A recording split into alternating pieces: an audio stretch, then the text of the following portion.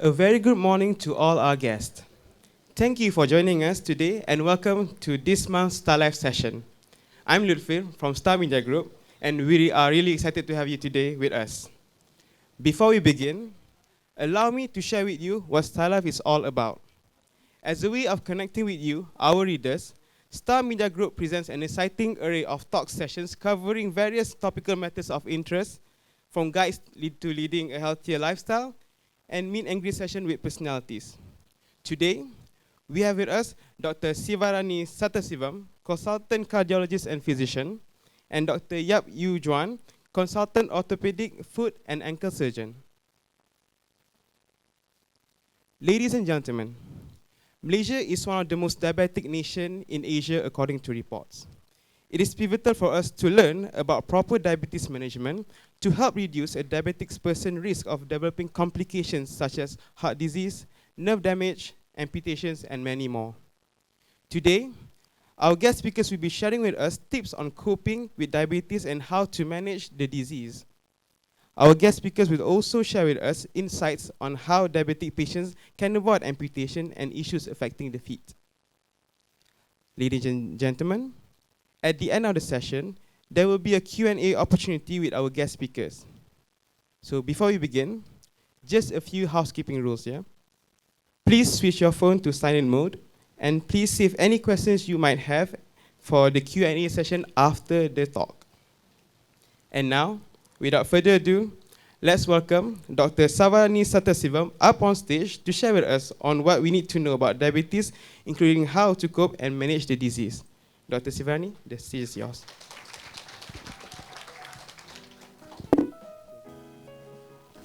Okay, good morning, ladies and gentlemen.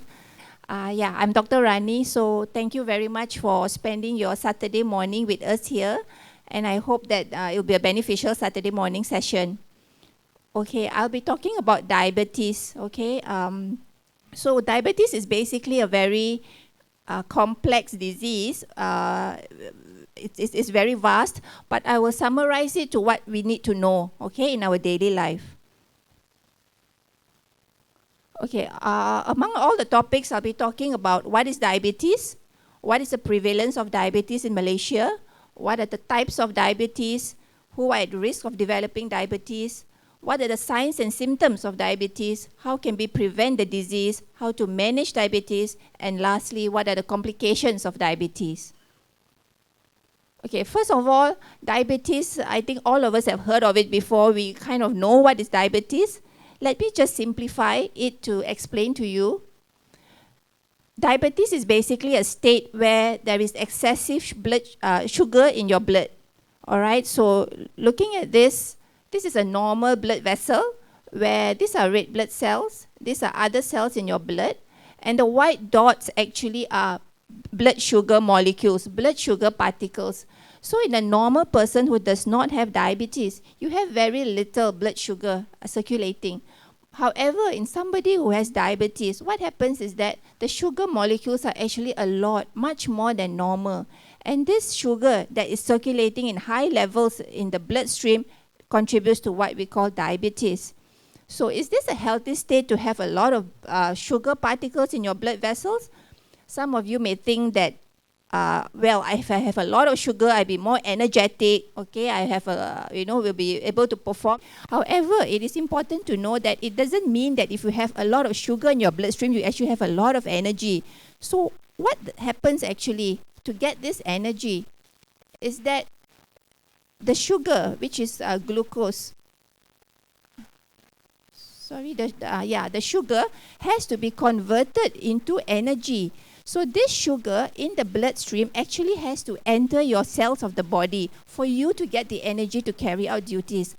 And what happens in a normal individual is that the sugar is converted to energy by entering into blood cells by what this insulin does. So insulin is actually a hormone that is produced by our body. It is produced by an organ in our body next to the liver on the right-hand side, on the upper part of your tummy. This insulin is the one that helps the blood sugar to actually enter your cells and give you the energy that you need for daily life. If there is anything wrong with the insulin supply of your body, meaning we are born with deficiencies in producing insulin, or we can produce, or we have no insulin in the body, then whatever sugar that you have in your blood vessel will be not able to be converted into energy. Okay, so it doesn't mean that a lot of sugar in your blood vessels means you have a lot of energy. It has to be converted into energy by what we call insulin, which is a hormone that is secreted by our body. So that leads us later to the types of diabetes. If I am born with an insulin deficiency, then I get a type of diabetes where I will need insulin. Whereas if I have insulin, but I am not able to use the insulin properly, I will still not get the required energy. Now that we know roughly what is diabetes, what is the prevalence of diabetes in Malaysia? It is actually quite surprising to know that the prevalence rate of diabetes actually has risen very steeply over the past years. In 1960 until the latest data of 2015, there are 31% of Malaysians more than 30 years of age who have diabetes. So imagine 30 out of 100, it's like 1 in 3 of us sitting here actually have diabetes, all right? It's whether it has been diagnosed or not. So this is a very worrying trend, all right? And we'll talk a little bit more about that, why this happens. It is most of it is actually contributed by the diet that we eat, all right, and the awareness of control of diabetes. So that brings us to the type of diabetes. Okay, there are essentially 3 types of diabetes: type 1, type 2, and what we call gestational diabetes. Okay, in type 1 diabetes, the body is not able to produce the hormone insulin that I mentioned earlier, so we cannot get the energy. Okay, so this usually happens in children, in adolescents, in young adults, where there is actually a deficiency at birth itself. And as the body grows, the demand for insulin actually increases. And as you eat more and more as you grow, you need more of the hormone to actually help you to convert that sugar into energy. But as we grow older, because the body cannot produce sufficient amounts of insulin, that's when you develop diabetes. So these are type 1 diabetes. They are born with a deficiency. And it's quite hard to prevent this. In type 1 diabetes is marked in the purple color here. So it constitutes about 5 to 10% of the whole spectrum of diabetes. Most of us actually have what we call the type 2 diabetes.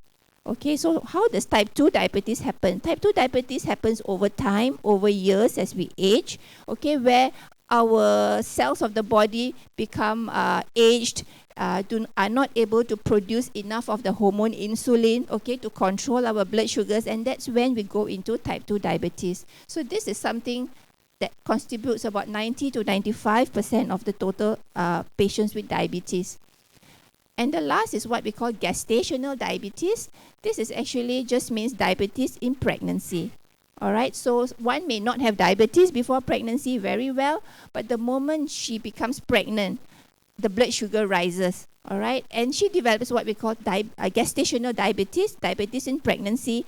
And typically such diabetes, when the patient delivers, the blood sugar returns to a normal state.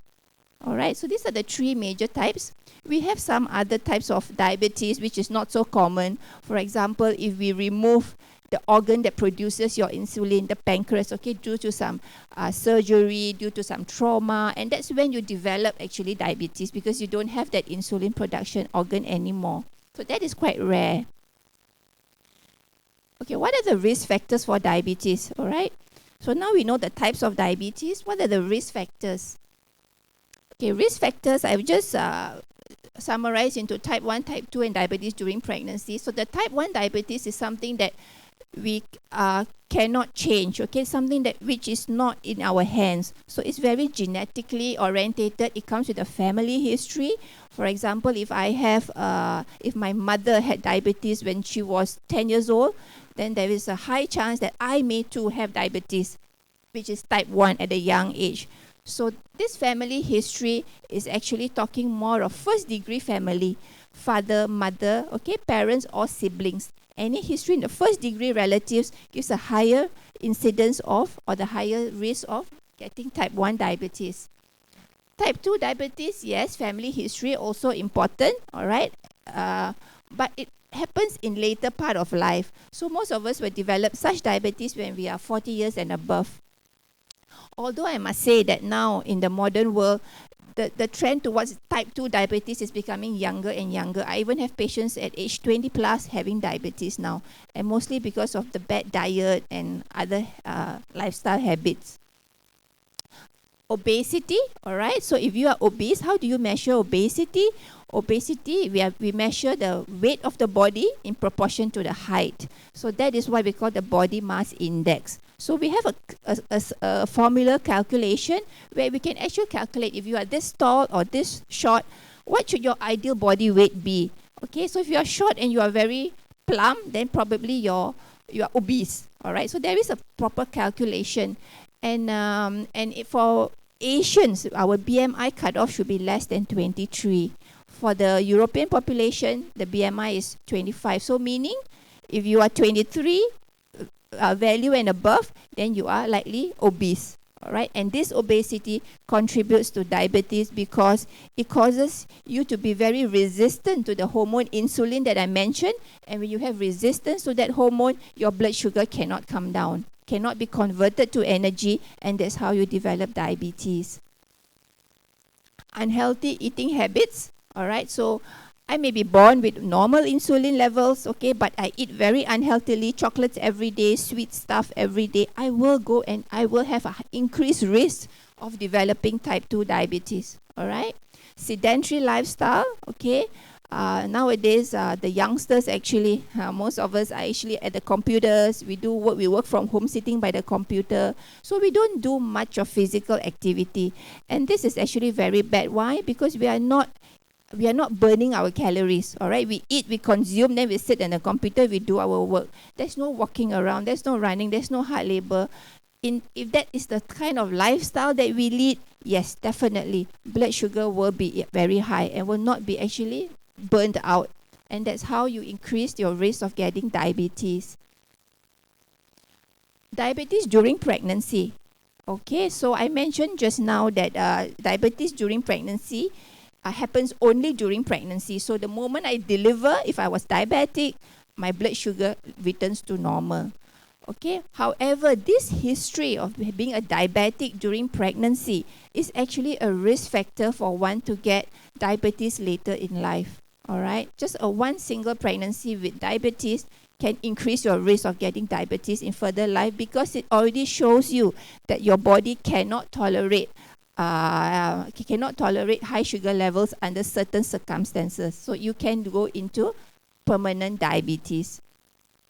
Diabetes during pregnancy, not all of us have it during pregnancy. Very strong family history as well. Okay, if my mother had diabetes during her pregnancy, then most likely I will have diabetes too during my pregnancy.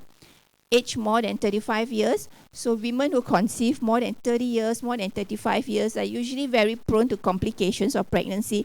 And diabetes is one complication that may happen. Obesity, whether you are pregnant or not pregnant, definitely contributes to diabetes. So imagine if you are pregnant and you're obese and you're more than 35 years old, definitely very high risk of developing diabetes in pregnancy. Past pregnancy with diabetes, okay, my first child, I could be diabetic in pregnancy. If I deliver my second, my third, during the second and third pregnancies, I'm at a higher risk because I had diabetes before when I was pregnant. So these are all risk factors. Okay, coming to the signs and symptoms of diabetes, this is very important for us because I think there's quite a lot of patients or us in the population who we do not actually know what are the signs and symptoms, and if we do not do a blood sugar check, the diabetes may actually go unnoticed. So what are the signs and symptoms? This is actually summarized in this whole diagram. I think this is a very good diagram to show everything that can happen. Let me just go through one by one. Frequent urination. Okay, so what happens in diabetes? As I mentioned, a lot of blood sugar in your blood vessels, and your blood vessels actually supply your organs. Okay, it supplies your kidney. So there is so much of sugar that the sugar in the blood vessel, it comes out in your urine. it cannot be contained anymore. It overflows into your urine. And when there is a high concentration of sugar in the urine, it makes you go to the toilet more often. So increase urination. And some may ask, what about if I drink a lot of water and I go to toilets? Okay, that's different. If I purposely drink a lot of water and I go to toilet, that's different. Talking about normal amounts of water, consuming normal daily amounts of water, and suddenly I feel that how come in the past few weeks or few months I'm going to the toilet more frequent, more at nights? Okay, this should send a signal to us that maybe, just maybe, we may be having diabetes and we need to do a check. Okay, when you go to the toilet frequently, you're passing out a lot of water, you become dehydrated. So what happens next? Excessive thirst. Okay, you feel very thirsty, so you keep on drinking. And then you go and pee, and then you drink. So the cycle repeats itself, all right? And you feel that you just cannot drink if you just cannot drink without peeing so much. So that is a cycle that we need to actually keep in mind. Excessive thirst, excessive urination. Then increase hunger. You keep feeling hungry. All right, you still want to eat. So remember we said diabetes is when the blood sugar in the sugar in your blood vessels are actually very high. So, but you still feel hungry. Why? Because that blood sugar is not converted into energy. So it doesn't give you the energy that you need. So you actually feel hungry, you eat more and more. Cycle repeats again. Eat more and more, blood sugar increases. All right. Weight loss. Okay, so weight loss, all the sugar that you eat is not being used by the cells. Okay, so the cell has no energy. You actually lose weight. All right, so some patients are very happy. Oh, I'm losing weight. I'm so happy.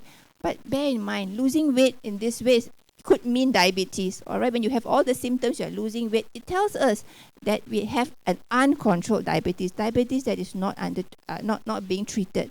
Or if I'm a diabetic on medications and I'm still losing weight for no apparent reason, I did not do a diet plan or anything, then maybe my diabetes is not controlled. Okay. Tiredness. Okay, there's so much of blood sugar yet you feel so tired. Okay, same thing, because the sugar is not converted into energy, so you feel very tired.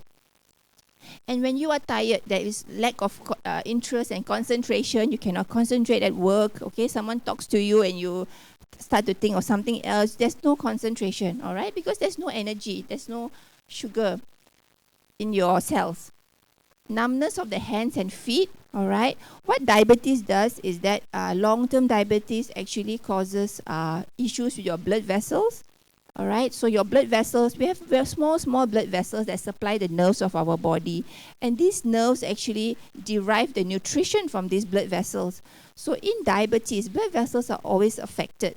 So what happens is the blood vessels become blocked off, and there's not enough nutrient going to your nerves. All right. So these nerves start dying. And in the process of nerve damage, you actually get numbness in the hands or feet. But before this numbness happens, normally you get a lot of pain, okay, a lot of pain in the nerves. Pain in the nerves is usually a sign that the nerves are actually being damaged and they are in the process of dying, all right? And after the nerves have completely died off, there will be numbness, no sensation. So this is how diabetes affects the nerves. So if you are already at this stage, then most likely your diabetes has been there for quite a number of months or years, untreated or uncontrolled.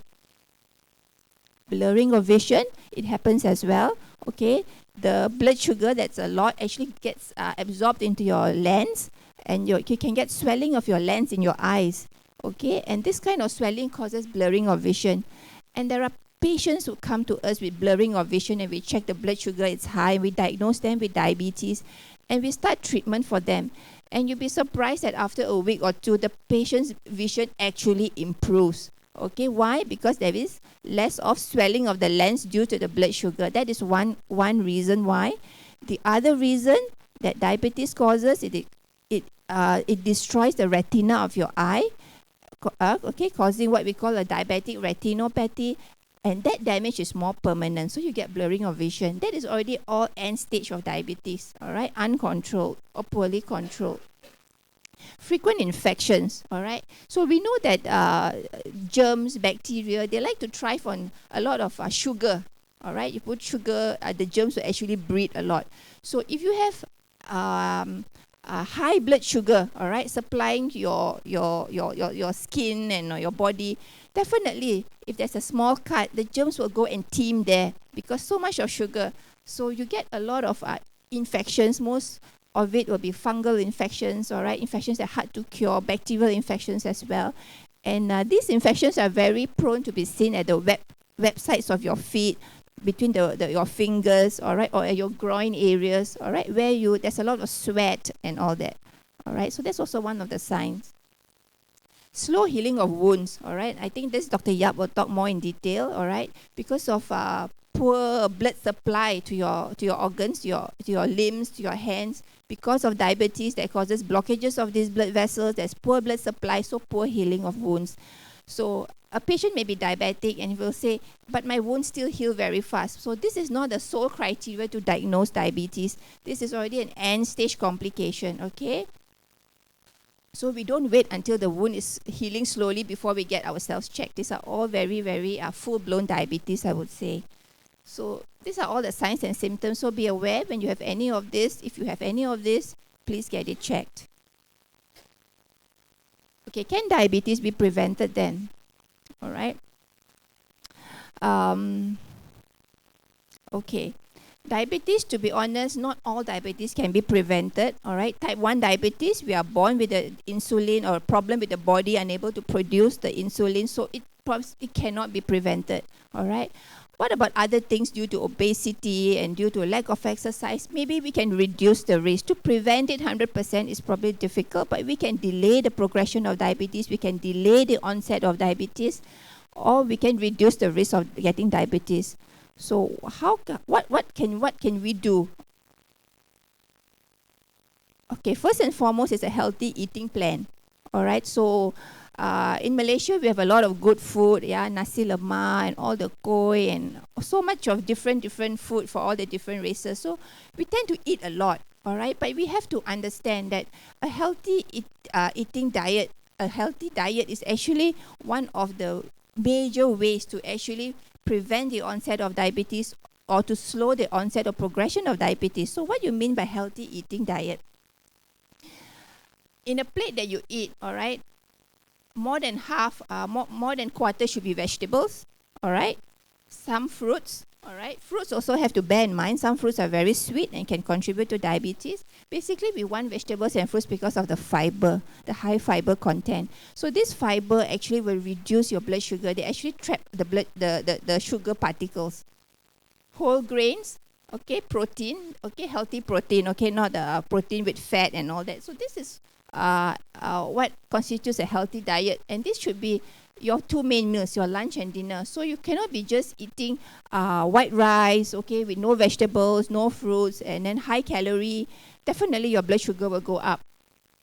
What about oils? Okay, healthy oils as well. There is no oil that is foolproof, okay? Even your olive oil is still oil, okay? It's still fat. So if you take in excessive amounts, it will still finally be converted into fat, and fat will be broken down into sugar. So whatever oil that you use has to be in very limited amounts, regardless of even if you use the best oil, all right? Water, I think when we have a meal, most of us like to take Pepsi, Coca-Cola, okay? Sweet drinks. Actually, just taking a glass of cold water or warm water is actually the best way to go about it. All right.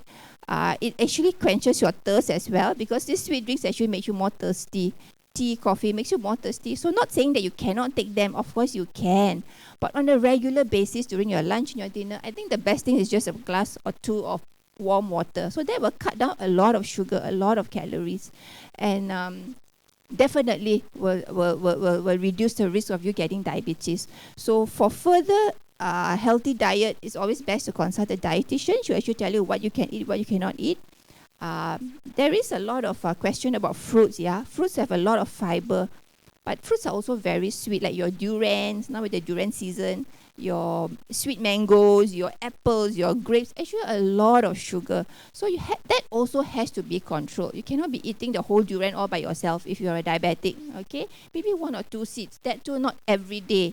So bear in mind, fruits are healthy stuff to eat, healthy food to eat, but some of them contain just too much sugar, okay? And when you're a diabetic, even eating a whole banana may be too much for you, okay? Maybe just a half a banana a day, to that extent.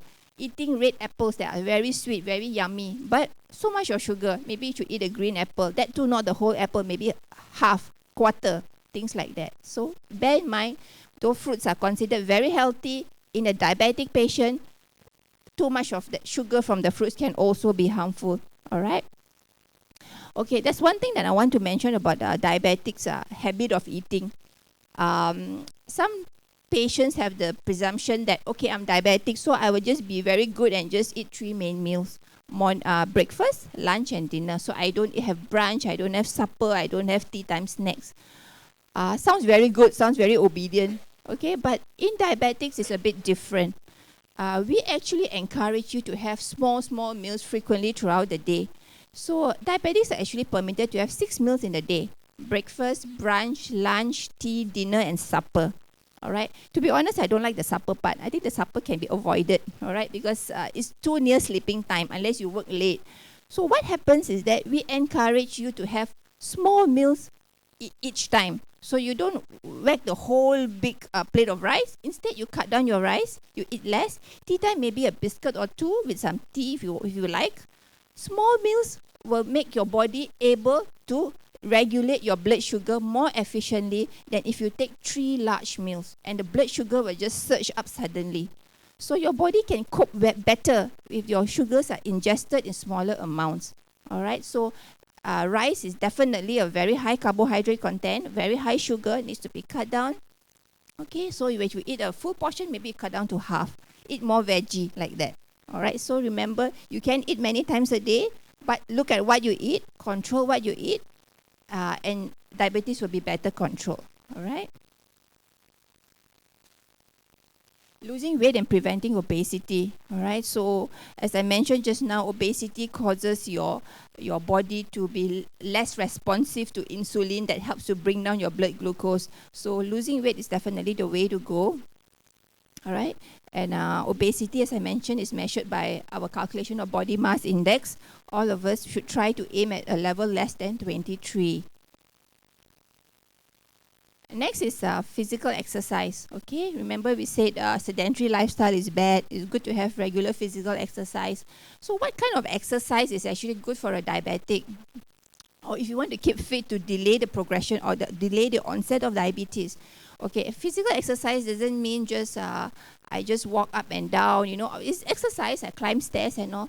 But we're talking here about effective physical exercise, okay? Effective meaning that something that increases your heartbeat, okay? If you have no other heart problems, then you can actually endure an exercise that increases your heartbeat to about 120 to 130.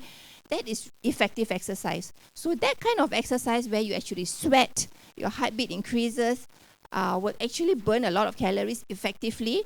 And this exercise just needs to be done for about 30 minutes, half an hour, maybe 5 times a week is actually enough. So the recommended exercise per week is 150 minutes per week. Okay, this is excluding the period of warm-up and cool-down. Exercise, sweating, heartbeat getting up is effective exercise. All right? Or if you want to do just maybe 20 minutes, also fine. But on a regular basis. Okay, so this leisure walks and all don't actually really give you effective exercise. Though it's something better than nothing, it's not very effective. So if you can do it, if your limbs are okay, no arthritis, nothing, then you should go for something like that. All right, so a lot of us are put off. Okay, we say we don't have time to exercise. Come back already, or we're tired, and then we've got other house commitments. But if we think of it that way, even when we are very busy, I think all of us will still brush our teeth in the morning and brush our teeth before we sleep at night. So how busy you are, you still allocate that 10-15 minutes to do the things that you need to do. You still come back and have a shower before you sleep, even if you come back at 11-12. In the same way, we should allocate some time, 20 minutes, half an hour, for exercise and put it as part of your routine. Okay? It is very demoralizing if I say I have to exercise 1 hour. Oh, 1 hour after work, then no lah, cannot lah, no time. So you actually put a very high target. You actually do not need 1 hour. You need just 20 minutes to 30 minutes of effective exercise or sweating is actually good enough on a regular basis. So every one of us can actually achieve that. All right? Okay, the next thing that I want to talk about is smoking. Okay? Smoking is known to affect diabetes. All right, and how does smoking actually affect diabetes? Smoking actually causes a lot of inflammation in your blood vessels, and it causes your hormone insulin to be less efficient. So remember, insulin is the one that controls your blood sugar. So if you're going to smoke, then your insulin sensitivity will be less. Your body cannot cope with the high sugar level. So smoking definitely needs to be stopped. And this stopping of smoking is very difficult. Okay, a lot of patients will actually lecture me on that and say, you know, doctor, at 40 years I'm smoking. How can you tell me to just stop like that? It doesn't make sense. Okay, but actually, it's very important. And cutting down on your cigarettes is actually easier for you to do, but likelihood you will not stop that way. Okay, if you want to stop, it's normally setting a date, telling yourself, maybe on my birthday, I will stop smoking and just stop smoking. I'm not saying that there will be no side effects immediately. Yes, for the first 1 week or two, you'll be craving for the cigarette. After maybe a month, you'll be better. After 3 months, you can even sit with someone who smokes. So this is the willpower that comes from within. All right, so stopping smoking is actually very, very important. All your nicotine patch and your nicotine gum and all basically doesn't work. I believe that it's still the willpower within you. And it's very, very important. So you just have to suffer for about 1 month, 2 weeks to 1 month, and if you can stop smoking, it actually reduces all your other complications. Not only diabetes, it causes high blood pressure, it causes high cholesterol, it causes heart attacks. All right? So smoking is definitely something to think about. Okay, now that we know how we can reduce the risk of diabetes, these are the main points, is how would you manage diabetes after all your efforts fail and you actually have diabetes? Then what do you go on to do? Well, the same, you still go on all the lifestyle changes that I mentioned just now: healthy diet, effective exercise, okay, weight loss, cessation of smoking, controlling high blood pressure. And very important is management of stress, okay? We all have stress in our life, so there's no one who's stress-free. But we must know how to manage our stress, okay? Stress actually causes a lot of hormones to increase in our body. And these hormones that increase in our body actually will mobilize sugar that is stored in your liver into your bloodstream. And actually your blood sugar increases with stress. Okay, it's just the body's mechanism of coping with stress. I'm stressed, so the body tries to mobilize sugar, hoping that that sugar will give you some energy to cope with the stress. So management of stress is actually very important, all right? In addition, apart from the lifestyle changes, of course, if we are already a diabetic, okay, please understand that diabetes has no cure but a control. So if you're a diabetic, you will likely be diabetic for life. So in that situation, you will need medications. Okay, you will need medications, and these medications need to be taken regularly and monitored. When you're a diabetic and you're on medications, your lifestyle changes must still continue. Okay, you cannot say, I'm taking the pill, so I don't need to exercise anymore. I already got the pill, so what? I'm already diabetic. No, we don't want the diabetes to progress to a very severe level that it becomes uncontrollable, that it requires very high doses of medications, high doses of insulin. We do not want that. So lifestyle changes together with medications. And these medications, a lot of us don't like to take pills, okay, by nature, all right? But please understand that when you have diabetes and you have to take the pill, please take them as prescribed by your doctor. Okay, it's no point taking a pill if you take it wrongly. So the very important thing to highlight here is the correct dose, the timing, and the frequency. Diabetic pills have a certain dosage, and the pills work for a certain period of hours only. So if the doctor says you have to take it twice a day, then please do not cut down the dose to once a day. You think that at least I'm taking something, but it doesn't work that way. Okay, the pill will last for 12 hours. So 12 hours, maybe your blood sugar will be well controlled. What happens after the next 12 hours? Your blood sugar will surge again. So really no point doing that way. So the dosage is very important. The timing also very important in diabetes. Some pills are to be taken before a meal. Some pills, some can be taken after a meal. Some of the insulin injections that we use can be taken even after a meal or before. So this kind of adjustment is different to the different medications and to the different conditions. So please adhere to them properly. All right, so dose, timing, and frequency to get effective treatment. So it's not enough just by taking medicine, okay, and then you see your doctor maybe a few months once, but what happens in between? Don't you think you should monitor your diabetes? So next comes the monitoring of diabetes. Nowadays, we can actually do it at home. You can just buy the device, all right? You can just prick your finger. This one, the nurse can teach you how to do it. Prick your finger and record your own sugar at home. So you will know how is your diabetes doing. So how do we does all diabetic patients need to have this? I would recommend yes. At least all diabetics should have this kind of monitoring at home. You don't need to do it every day, all right? Once your sugar control is actually quite stable, but intermittently, maybe once a month or twice a month, you should actually do this test. So there are different timings of this test. Most of the time, we take standard timings like before a meal, so before breakfast, before lunch, before dinner, all right, or before supper. And the other reading that we take is 2 hours after a meal, 2 hours after breakfast, 2 hours after lunch, 2 hours after dinner, 2 hours after supper. And there are different ranges that I will show you later. Okay, you may not need to remember them, but there are ranges that you can refer to tell you that your sugar level is actually still within the well-controlled range. Okay, so if you simply randomly take at any time, also can, but there's also a range that you need to look at. So this does not mean that you need to prick so many times in a day, before breakfast, 2 hours after. No, you don't need to do everything in one day. One day, maybe today I start with before breakfast. Tomorrow, I check my sugar 2 hours after breakfast. Maybe next week, I check before lunch. And you already will get the whole spectrum, and it's still reliable. All right, provided that your timings that you eat are quite regulated. So diabetics also must eat at quite regular timings so that your blood sugar gets controlled more easily. Okay, after taking so much of medications and all, sometimes what happens is your blood sugar just dips, all right?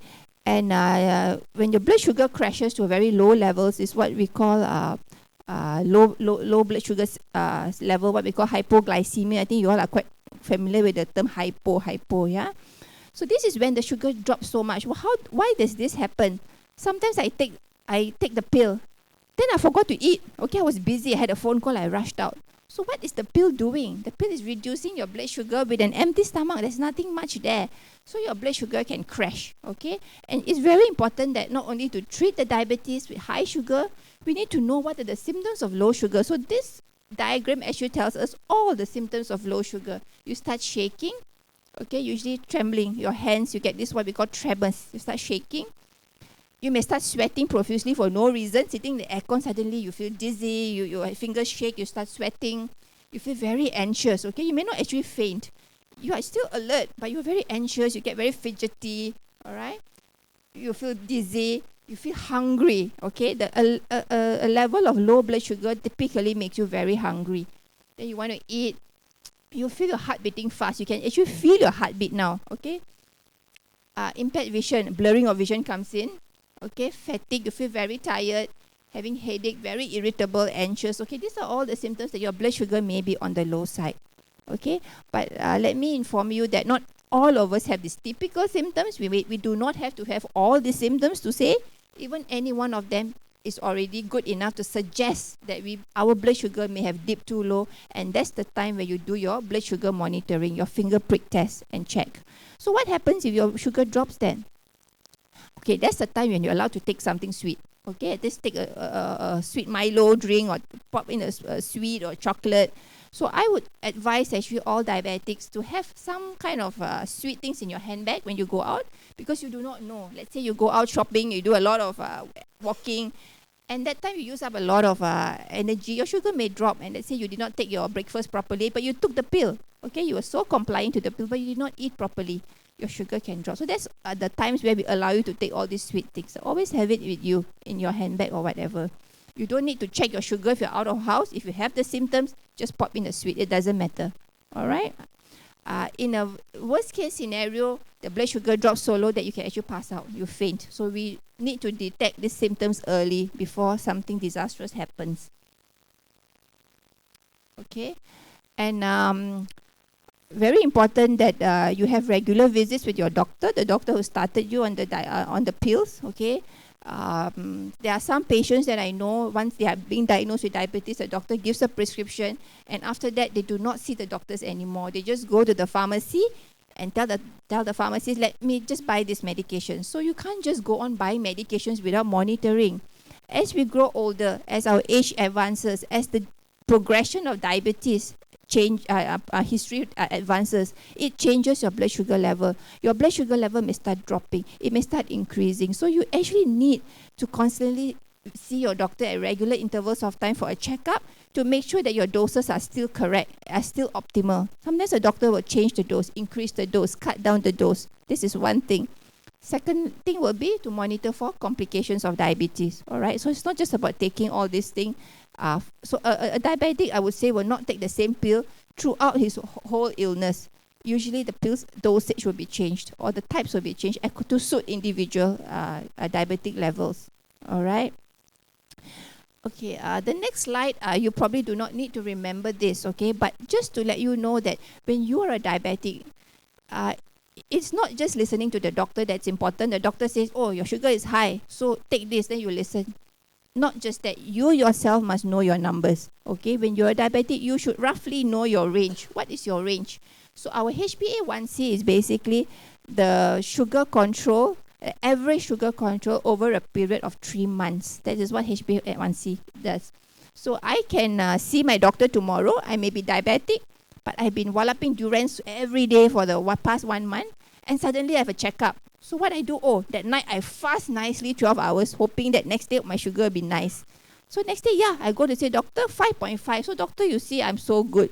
So the doctor catches you by checking your HbA1c. So this tells you what have you been doing for the past 3 months. Have you been a good girl or boy for the past 3 months? We will catch you with this. So this one cannot lie. Even you eat or you don't eat also, the average has to be below a certain level. For diagnosis of diabetes, it has to be less than 6.5. As low as 5.7 and above, you're actually already in a pre-diabetic condition. And actually, most of us are actually in that level. Okay, so meaning pre-diabetes means you are not diabetic yet. There's something you can still do about it to prevent you from going to full-blown diabetes. So you have to work on it. Okay, cut down sugars and all that thing that I told you about. Fasting blood sugar. Actually, this is a pre-diabetic range. Once you cross 7, you are confirmed to be diabetic. And we will always do a confirmation with HbA1c. All right, that is the confirmatory test for diabetes. Then there's another one when you check your blood sugar after 2 hours after a meal, or you just randomly check. You can't remember when you took your meal, you just check. Should never cross 11. Okay, so these values you do not need to remember actually, but when you are a diabetic, you will be bound to remember all this, and it's good to remember so that you know your level. So it's not only listening to what the doctor says, it's always a two-way discussion, okay, because you know best how you feel, and we discuss and get the best treatment for you. So every treatment is individualized, okay? You cannot be taking your spouse's medicine for diabetes. You cannot be sharing medicines like that. Every treatment is actually individualized, okay? So this is to let you know that please know your numbers if you already have the condition, so that you also have motivation to improve on it, all right?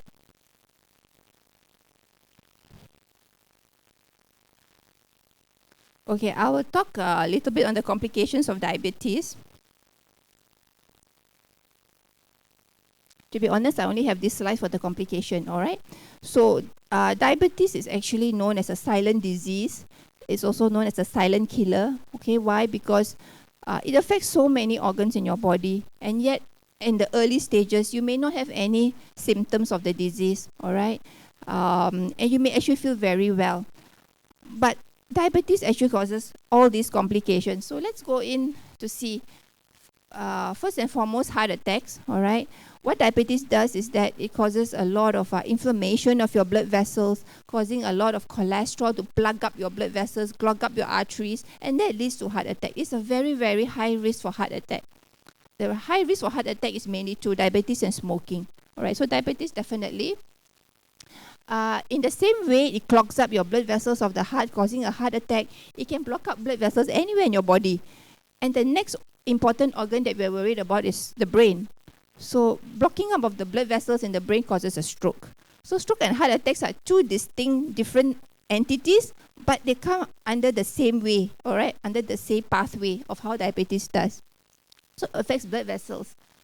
Then it affects, this thing is actually causing blockage of the blood vessels in your legs. Remember I said your blood vessels are all connected. So any blood vessel anywhere can be affected. Okay, this is why it is so dangerous to have diabetes. It's in your bloodstream and the blood goes to every organ of your body. If it blocks up the vessels of your legs, then you get what we know as a peripheral vascular artery disease. Basically, what you feel is that when you walk or when you run, initially you are okay. At a certain level of exercise, you feel cramps in your legs, either your thighs or your calf. Okay, and then you start to rest. When you rest, those cramps go away. All right, so it is just because there are blockages there, not enough oxygen supply to your muscles during exercise.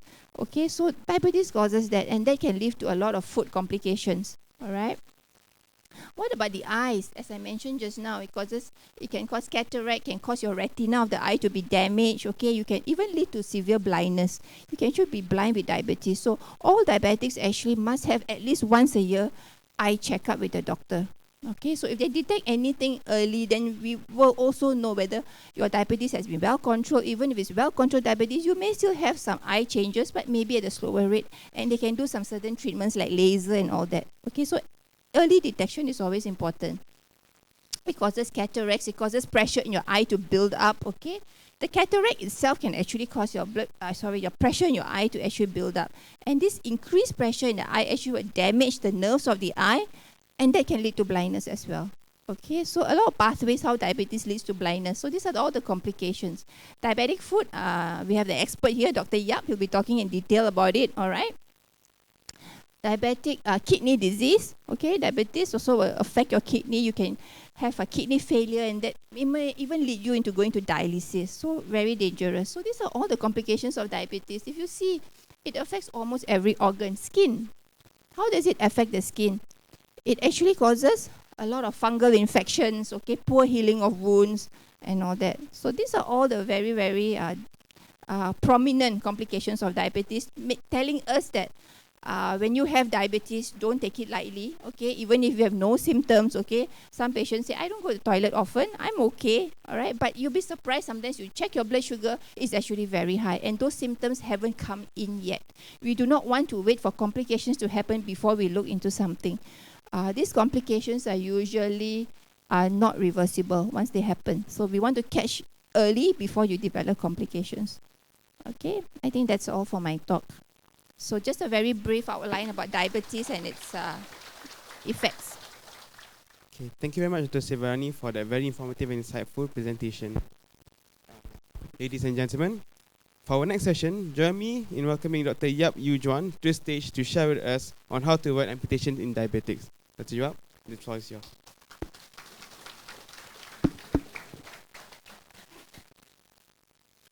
After some breakfast, after a 1 hour talk, I think all of you are low sugar level now, going to sleep already, so wake up a little bit. Let me just ask a few questions. How many of you are diabetics? Okay, half, maybe 1/3, okay. How many of you know about diabetes that, you know, what Dr. Rani has said is just all, you know, revision? Okay, just a small amount, the rest no. Okay. How many of you who have heard all this, who know about diabetes, know about diabetic foot complications? So you do know about diabetic foot complications. Okay, that makes it a little bit easier. All right. And how many of you regularly come to all these health talks? That would be the majority. Okay, all right. Can I move the slide? Yeah. Okay, all right. Okay, so this is the hospital that we work in. It's after the toll, if you go by LDP. And this is a quote that I found by an Irish playwright, which mentions, this is very true for us in private practice, where if we do surgery, we get paid more than if we don't do surgery. So, you know, for you all, for me, if personally, I will make more money if you know you all don't control your diabetes, I end up chopping off your legs, okay? But this is what we want to prevent, okay? Because we don't want to be a nation of cripples, okay? And these are just some statistics. I think Dr. Rani showed there's a little bit of difference here. I don't know where you get 30%. This was from my National Health Morbidity Survey but it equals to about 3.5 million of our population with diabetes, okay? And 1/4 of those will develop an ulcer, okay? So you imagine the numbers are astronomical, okay? And food complications, how big are they? Well, it affects a lot of the lower income socio-economic groups, and it makes up for a lot of hospital admissions in our government hospitals. In private practice, we see less of this, partly because you have more access to healthcare, to more awareness, knowledge, and of course, you know, food that you eat and all that. Okay, so why you get that? Well, these are my kids, and you can see what they are eating here. It's called kaki pop. Okay, you end up losing your leg because of eating kaki pop, if you eat a lot of it, of course. Okay, so this is a typical patient, 59 years old, diabetes, high blood pressure, high cholesterol, wound over the leg for a month, okay, but only fever for 1 week and pain. And this is what they come in with, okay. So you can see already, it looks, all the sounds are here, you know, to a layman already you can see it's quite bad. You know, the toe is bluish, you know, there's an ulcer over the forefoot here, and the whole thing is red. So this is a very common scenario that we see. They come in late. So when they come in like that, there's infection there. So we have to get rid of all the dead tissues, okay? So this all, we're waking everybody up, a lot of pictures like this. So if you don't like to see pictures like this, you can, you know, go and have some more drinks or food or what. Okay, so this is after cutting away all the dead tissues to where there's healthy bleeding, where you can see healthy bleeding. So that those tissues are still alive. But despite doing that, this is after a few days, okay, the big toe dies off, okay? So you end up with amputation of the big toe. And these are old statistics. About 14 years ago, every 30 seconds there's an amputation due to diabetes. It's now the leading cause. You know, years ago with the Vietnam War and all that, okay, this is all due to wars and things like that and trauma. But now diabetes is the leading cause, okay? And this is the previous public hospital that I worked in way back in 2006. We had some statistics that we look at. AKA is above knee amputation, BKA is below knee amputation, and you can see the rise in numbers up to 2009. This was when I came back from my fellowship training and I started a program where we have a combined clinic with physicians to educate people about diabetic feet and early awareness and things like that. And there was a little drop, but Malaysians being Malaysians, we are quick to forget. So the moment, you know, everything becomes normal again, you forget already and the figures start rising again. So this is a very worrying trend. Amputation rates are increasing. And there's actually a rule of 50. 50% of amputations end up is a major amputation, is either below or above the knee. 50% of patients have a second amputation in about 5 years' time. And this is the one that is very sobering. 50% of patients will die within 5 years. Okay? So this, once you have an amputation, you're already on a slippery slope. The long-term prognosis is poor. Another study quotes about a 3-year mortality of up to 50%. And new amputation can be also up to 60%. So the rule of 50s you can see is here. So what we want to do here is, what I want to do is tell everybody, be aware of this. Now, everybody is scared to go to hospital, especially diabetics, especially if you have a relative who have uncontrolled diabetes, he gets something at the foot, you tell him go hospital, don't want. I go, doctor will chop off my leg. You know, so everybody doesn't want to come. So when they don't come, this happens, you know. If they come early, where there's just some redness, maybe all you need to do is start them on some antibiotics, make sure their sugar is well controlled, then they get better. A lot of times, they come late, where the toe is gangrenous, or the infection has gone to the bone, which is osteomyelitis, and there's no way antibiotics can go into the bone to kill off the bacteria in the bone in this chronic osteomyelitis. So that's why you end up with an amputation, because you cannot stop the infection with just antibiotics. If you come early, Yes, there's a chance. So if you come early, maybe all you need to do is get rid of the dead tissue and do dressing, and then you save your foot. Okay? So once you get an ulcer, this will end up, 85% can end up with amputations. Okay? So 15% of diabetic patients will have a foot ulcer. Okay? 15% of these foot ulcers can have bone infection. And 15% of these ulcers can end up with amputation. Okay? So these are statistics to scare you. I have no other word for it. I have to say scare you, because diabetic patients are not ideal patients. They are like doctors. They don't listen to advice one. Okay? Yeah, doctors are the worst patients. Okay? Same like diabetics. Okay? So this slide is very busy, but I want to show you a few things. This is the end result, amputation. This is what we want to stop. And before that is an ulcer. This is also what we want to stop. So there are 4 things in here that will predispose you to an ulcer and to an amputation. One is neuropathy, which just now Dr. Rani has mentioned. It's numbness, decreased sensation over your feet. So if you have diabetes for a long time, even if it's well controlled, if you have diabetes for 30 years, well controlled diabetes, you will still end up with some numbness and things like that, okay?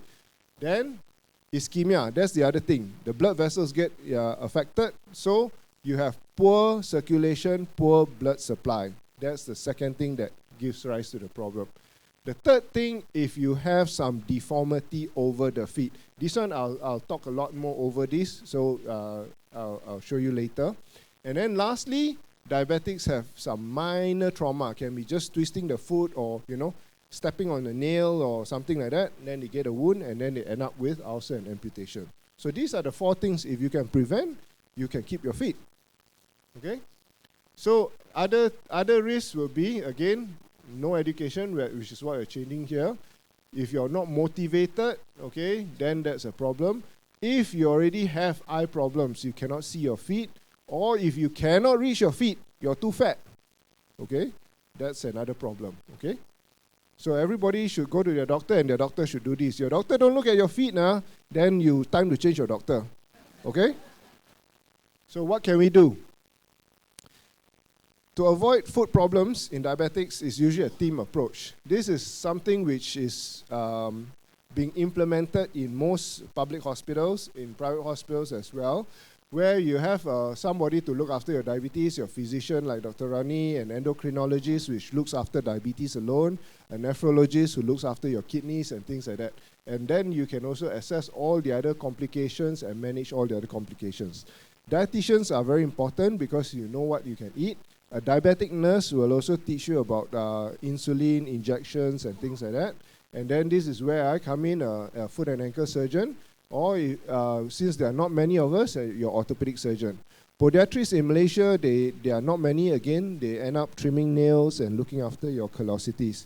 And this is another field which we don't have a lot of people, which are vascular surgeons, where they can hopefully bring back circulation to your feet, and your eye specialists. Okay? So nurses are very important because they see the patient every day once you have an ulcer. You have to clean the wound every day, make sure that every day or every other day to make sure that there's no pus, that the wound is healing well and things like that. Okay, then if it's then you can see your doctor, in different intervals. Okay, so screening for us, we need to see whether if you have had a prior amputation, a prior foot ulcer, you got poor circulation to your feet, where you walk for a certain distance, you feel very tired, your feet feels very heavy, then that's what we call claudication symptoms.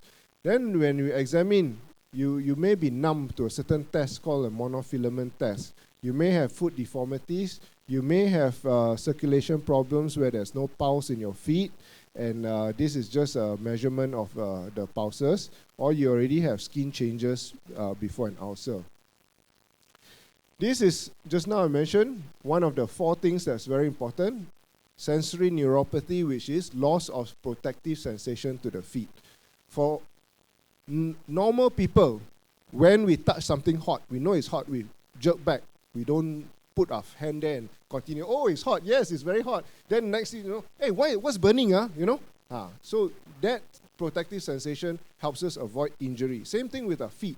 When you step on something sharp, you know it's sharp, you pull back, Diabetics may not have that ability. If they have this sensory neuropathy, they step on something hot, they step on something sharp, they don't feel pain, they don't pull back their feet. So when they don't pull back their feet, then they get a wound there, and then that predisposes to an ulcer and infection and things like that. So this is just some sobering statistics that if you have diabetes and you're much older, half of you may have loss of sensation already. Okay, so it's important to get checked, and this is how we check. We use a monofilament test to test over the feet, and there are other tests using tuning fork, pinprick, and things like that. So this should be something that is checked as well. At least, if not every doctor's visit, at least once. Okay, and this is now the other part. Main part will be your circulation. And circulation also, again, sobering statistics, up to 60% patients with a foot ulcer, they have very poor circulation. And then complications, again, it also, once your circulation in your feet is affected, definitely your heart circulation is also affected. And that will have effect on your getting heart disease and things like that, okay? So this is an example of gangrene, dry gangrene. There's no infection here. The toe just loses circulation and it becomes like a mummified toe, all right? So for vascular surgeons, if you see them early and there's something that they can open up your blood supply by doing a bypass or doing a balloon angioplasty or whatever, then you can actually save up to 80% of feet, diabetic feet. Okay? This is just some risk stratification. If everything is normal, your risk of ulcer is very low, and this is the majority of all those with diabetes. If you have a prior amputation ulcer, which is a small amount of diabetic patients, the ulcer rate per year is very high. Okay? And so these are some algorithms that we have. This is from the UK on which risk you are, what action to be taken. So education, most of you will fall in diabetics will be in this category. So just education, follow up annually, make sure your feet are looked after and things like that. If you have problems, then your follow-up need to be earlier, you need special shoes, etc., etc. And this is our own algorithm. This is a Malaysian guidelines, and this is just very new. I think came out early this year or last year. And this is also, again, telling you when you have diabetes, you need to have a foot assessment. If you don't have any foot problem, then you come down, everything, just yearly screening. If you have some foot problem, then you go down this road where you need to see a foot surgeon, you need insoles, etc., etc. Okay? So how do you prevent an ulcer? All diabetics should do this regularly. Okay? Have a mirror or someone who look at your feet if your feet are numb. Okay? Because if not, you won't know that you have an injury. Okay? Every day look under your feet. If there's any redness, any hard skin with a blood clot there, that's usually a predisposing pre-ulcerative state. Okay? Then you have to look after your feet. You imagine just now the cartoon I showed you with a nose clip on the nose, which is true, some of the feet we see really come in only, wow, the whole room smells already. Okay? So you need to wash your feet daily, okay? Avoid hot water, dry in between your toes, moisturize your skin, but not between the toes. If there's all these callosities and all that, sometimes you can see the podiatrist to remove them. And if you can't see your feet, don't cut your nails, or if you can't feel it, okay? Other protective behaviors in Malaysia, walking barefoot. If you walk barefoot in the house, make sure there are no sharp objects. Don't walk barefoot out of the house, okay? These are common sense things, but you'll be surprised how many people don't do that, okay? And then exercise. If you have numbness in your feet, okay, you should do exercise which is non-weight bearing, things like bicycling or swimming may be better than walking or on the treadmill. Your shoes are another thing. If your shoes are worn out, make sure nothing can penetrate to. There have been diabetics who come in with a nail sticking through the sole of their feet, and then they have an ulcer in their feet infection. So make sure there's no stones inside as well. Okay, optimal foot care at all times. Later I'll show you what I mean. And again, bad footwear can lead to ulcers up to about 3/4. And optimal footwear should protect the feet. You should support the deformity, and again suitable for your work or home and things like that. So what should you get? You should get broad round-toed shoes which have laces, buckles or Velcro, which all the sport shoes are usually better. It can be leather or canvas. White or light colors so that if you have any blood or whatever that you can see it, you see. And then there should be some space between your longest toe and the end of your shoe. When you buy shoes, it's good to buy shoes at the end of the day when your feet are slightly bigger. And again, you should fit the shoe to the bigger foot. Not all of us have the same size foot, okay, on both sides. So you must fit the bigger one. And the second side, if it's too loose, you either buy a smaller size or you wear double socks, okay? So avoid pointed toes, slip-ons, open toes, high heels, plastic, black color, too small. So nothing like this, okay? So this is again from our diabetic foot guidelines. Shoes which have got ideal footwear, okay? You must have seamless, spacious toe box, lace up. Breathable material is better. A rocker bottom will help you move better than a flat shoe and things like that. Okay, and then you must have an insole. So these are again certain things that you can look. This is again I take from the Ministry of Health. You wash your feet, make sure that there's nothing is completely dry, moisturized like what I said. Make sure there's no infection. Make sure your nails are well trimmed. Again, when you trim your nails, don't cut them too short, then you get ingrowing toenails. Okay. And then stocks that you need to change daily and things like that. Okay, good shoes, and then don't walk barefoot outside the house, and make sure your shoe also doesn't have any pins in it. Okay. So summary of prevention: you need to see your healthcare professional early, especially when you have signs or symptoms of an infection. You must have good diabetic control. Make sure you control your HbA1c, like Dr. Rani says. There's no way to cheat us. You check your HbA1c, we know already, all right? So when you have good control, you reduce your sensory problems, you reduce your circulation problems. Exercise, and of course, the last one, avoid trauma, be careful. Okay, all right, now I'm going to show some bad pictures after this, all right? And how to exercise? Make sure you warm up, warm down. Stretch is very, very important. You need to strengthen your muscles. You need to make sure you have good balance, that you don't fall down and fracture something. So for older patients, no contact sports or less impact sports. Make sure you have good shoes. And again, don't neglect if you have any pain when you exercise. Okay. Stretching for diabetics, this is one stretch that you should do every day, because when you have diabetes, your muscles tend to become stiffer. And when your muscles become stiffer, you increase pressure over your feet, making it, again, more prone to getting problems and ulcers. And later I'll show pictures of that. So, now I'll run through quite quickly about if you get an ulcer, what do we do? If you get an ulcer, the main thing for us is always debridement, which is removing all the dead tissue. Dressing, you offload the ulcer so you can heal.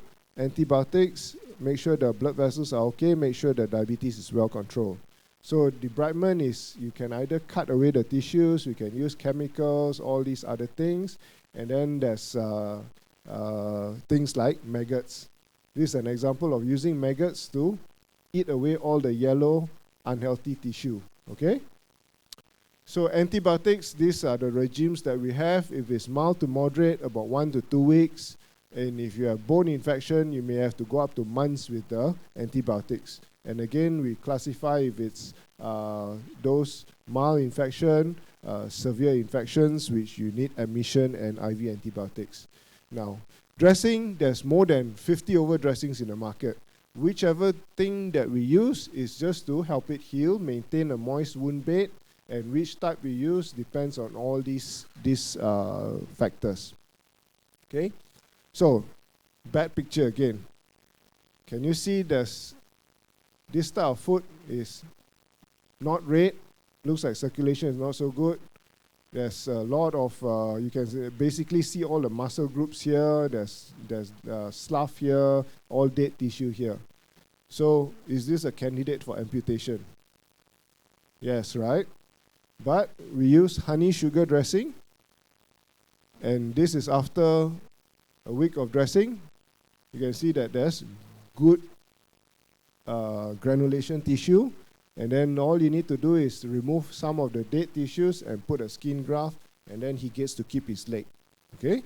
So sometimes when you come early, you can do all things like that. You come very late, then amputation is the only thing. What if you don't have an ulcer? What if you have an impending ulcer? Now, just now I mentioned about deformities. Deformities are quite common in diabetics. You get hammer toes, which is like looks like a hammer. Claw toes, again, which your toes look like a claw. And then you get prominence of your forefoot bones. Hallux valgus is a bunion, and collapsed plantar arch is like a flat foot. Okay, and these are things that are common in the population and also common in diabetics. You see, you can get ulcers when your toes are not straight. You can get ulcers when your toes bend down and there's more pressure over it. And these are different, all those things. So toe ulcers, ulcers over the forefoot, ulcers over the midfoot, ulcers over the heel, over the front. And you notice that all these patients all got some deformity, you can see. So when you have deformity, you're at, again, more risk to get ulcers. All right? And why? Why do you get that? Again, I told you, diabetics, you get tight muscles. And your tight muscles is the one that's at the back. Your calf muscles get tight. So the tight calf muscles will pull on your Achilles tendon. When it pulls often enough, the foot will break. So you lose your arch, it breaks like this, and you get a rocker bottom deformity. So you can see there's the foot shape is very abnormal, okay? And that's why stretching is very important for diabetics, okay? And when you have a rocker bottom deformity, if you look at where the pressure of the foot is no longer distributed over the front and the heel, it's right in the middle. So the next thing you know, you'll get an ulcer over here, okay? And if you don't have fancy charts like that, just by using an ink pad, you can see the normal side, normal pressure. The abnormal side, you can see high pressure over the midfoot, there, which is a rocker bottom deformity like this. Okay? So that's a pre-ulcerative deformity. So this is just a diagram to show you what I mean. By a tight calf, it pushes your forefoot down, so there's high stress over the forefoot, whereas in a normal person, the stress is distributed over the whole foot. Okay? And this is something where we do to show how it's tight. With the knee straight, we just push the foot forward and see if we can't go more than 90 degrees. And then after that, when we bend the knee, okay, I can push your foot up like this. Okay, that means your gastrocnemius muscle is very tight. Okay, so if you have a tight calf, you have an ulcer over the plantar area, the non-surgical part is putting a cast to stop the pressure over one part of the foot. You can use boots, you can use special shoes and things like that. But what the concept I want to introduce to you today, have you all heard of preventive surgery? No one, right? So this is something which in the latest guidelines they talk about as well, okay?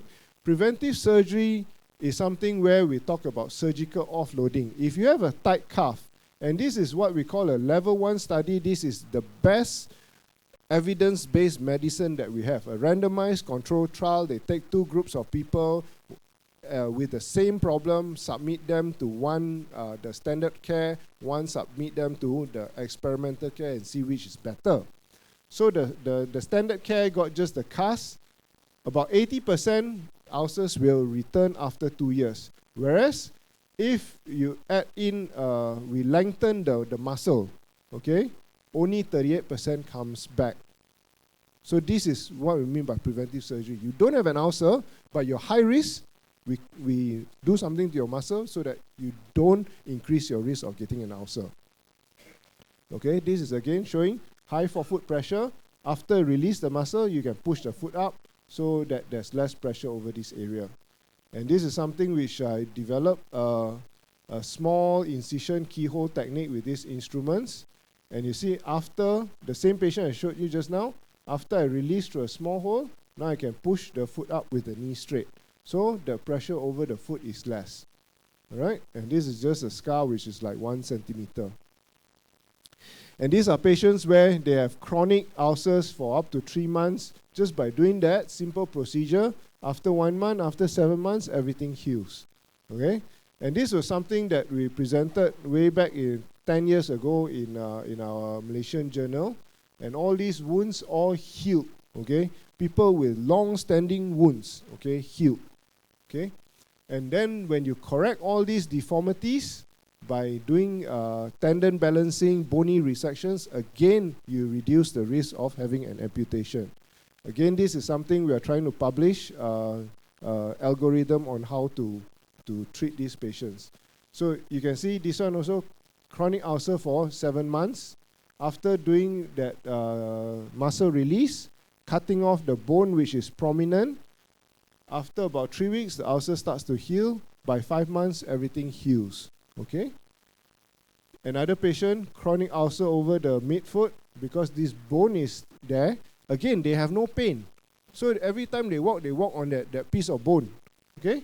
So this ulcer will never heal. And then all I had to do was release the calf muscle, take away the bone. You see, no more bone there. Everything heals. Okay. An example, this is a patient who has Charcot deformity. Charcot is when your diabetes affects your nerves, that not only is it numb, but it affects the nerves to your bones and your joints. For most people, if you close your eyes, you know your thumb is pointing down, you know. For diabetics, you know, when they close their eyes, long term, sometimes they don't know where their foot is, how their foot is. So when we stand on one leg for too long, you feel tired, you feel pain, you can move. Whereas in diabetics, sometimes they don't know. So the foot can fracture by itself. So when it fractures by itself, then you get this kind of deformity. And then every time he walks, the foot turns inwards and he gets an ulcer over here.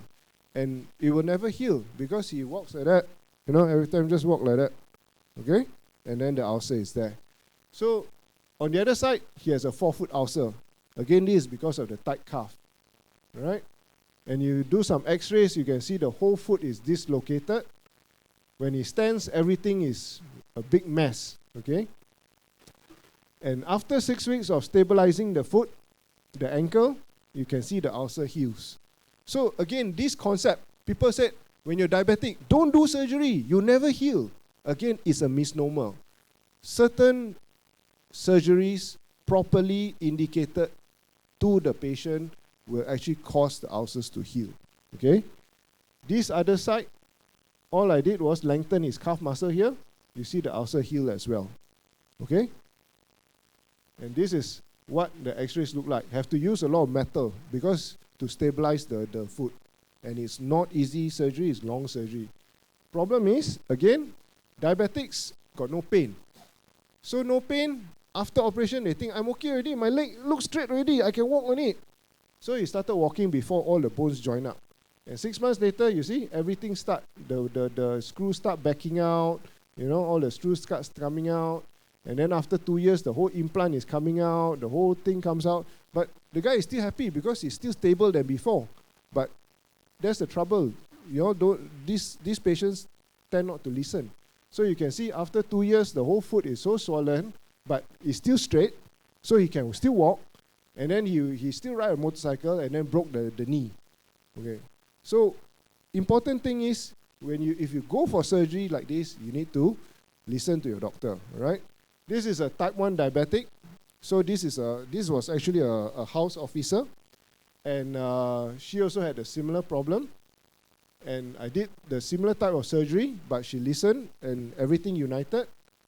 And then you can see that she can walk properly, and you probably can't even tell that which side the surgery is on. Her whole leg is stiff, okay? It's like that, but she can walk, okay? So sometimes when you have diabetes, you don't even think that is a problem. This is a common patient, a common scenario where a patient has got blood pressure, under government follow-up on oral diabetic drugs, HbA1c not too bad, not too good, you know. Just a normal, simple accident, dislocated the ankle, okay? Then was seen immediately, reduced the fracture, and noted pulses are not good. So we put on a heat lamp, did a angiogram, fill up, see the blood circulation stops right there, okay? So when you do like that, although we stabilize the fracture, everything looks straight, you know, straight and nice. But after 1 month, you see the circulation is impaired, everything starts dying out, okay? This one we sent to the vascular surgeon. Vascular surgeon said, okay, nothing you can do also because the blood vessels are too small already, okay? And then after 6 weeks, it progresses. Although there's some healing here, this whole part all is dead. So ultimately, end up with a amputation, okay? So another patient with also a Charcot where the foot's bones are destroyed. You can see the knee is pointing straight, the foot is pointing sideways, also with an ulcer and no arch, okay? Then this is the surgery, shorten up the foot, fuse the whole thing, put a lot of implants in. Patient listen, after 4 months, ulcer healed, foot is straight, and she can walk, all right? So this is how it looks after everything heals. So patients have to be motivated. They have to listen to us, okay? And then you need to exercise. You need to have appropriate footwear. You need to control your sugar. It is a lifelong prevention, okay, if you want to keep your fit. You need to go for screening. Infection needs to be treated early, and consider preventive surgery, like all those I showed, okay? So you see, even the private labs are showing, you know, amputation. You go and eat the muffin, then you get your foot amputated, okay? If you need more resources, you can actually check out the website on our National Diabetes Institute. They have lots of things to educate you about diabetes, or you can email us. Okay, thank you. Thank you very much, Dr. Yeap, for that very visual presentation. Ladies and gentlemen, we will now proceed to the Q&A session. Please give us a moment as we prepare the stage for the Q&A sessions. Okay, ladies and gentlemen, we will now proceed with the Q&A session. If you have any questions for the speakers, please raise your hands, and my colleagues will pass you a mic. And please state your name and where you're from, and we would like you to encourage you to stick to only one question per person, yeah? Okay, I think we'll start with the person at the back. Hello. Selamat pagi. Nama saya Nazri. Boleh saya bercakap dalam bahasa Malaysia? Faham. Okey. Saya nak tanya kepada Dr. Rani, adakah penyakit diabetes menyumbang ke arah penyakit spina bifida? Itu yang pertama. Yang kedua, adakah kepada Dr. Yeap, adakah pesakit spina bifida yang mempunyai ulcer di bawah kaki perlu berjumpa rehab atau kepada doktor untuk diabetes? Itu saja. Terima kasih. Okey, terima kasih ya Encik Nasri. Okey, pasal diabetik ni, kalau seseorang wanita itu tengah mengandung dan mengalami diabetes, memang ada deformity lah atau kecacatan yang boleh berlaku pada bayi yang dilahirkan. So deformity ni banyak jenis. Spina bifida ni memang satu daripada punca daripada diabetes, tapi bukan semua bayi yang dilahirkan daripada wanita yang mengandung akan mendapat spina bifida. Bukan, it's not a direct correlation, tapi memang ada kemungkinan sebab diabetes ni akan membuatkan banyak kecacatan dalam bayi yang mungkin timbul. So this is one of the thing yang boleh terjadi. Berkenaan spina bifida dengan rehab physician, kalau ada ulcer biasanya, kalau tiada ulcer normally rehab physician akan jaga rehab sebab spina bifida kalau dia affect dia punya perjalanan, kekuatan kaki semua, the main primary caregiver adalah rehab physician. Kalau ada ulcer, kalau macam saya tunjuk tadi, kalau ulcer over the forefoot, kalau dia punya calf muscle terlampau ketat, rehab physician sepatutnya boleh assess benda macam tu. So kalau perlu buat pembedahan, then orthopaedic yang akan buat lah. Khususnya foot and ankle lah. Okay, can we get the next question from the gentleman at the back? Alright, okay, good morning. A recent 2019 double-blind study by the University of Cambridge has shown some promising results for magnesium supplementation. So to understand whether in Malaysia has this been practiced? Thank you. Okay, yes, there has been reports that magnesium actually helps, but in Malaysia, to be honest, we don't practice that as one of the supplements. No, we do not.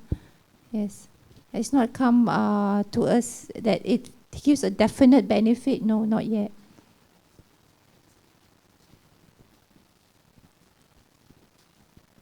Okay, does anyone else has a question? Sir? Oh, no, my colleague will pass you a mic.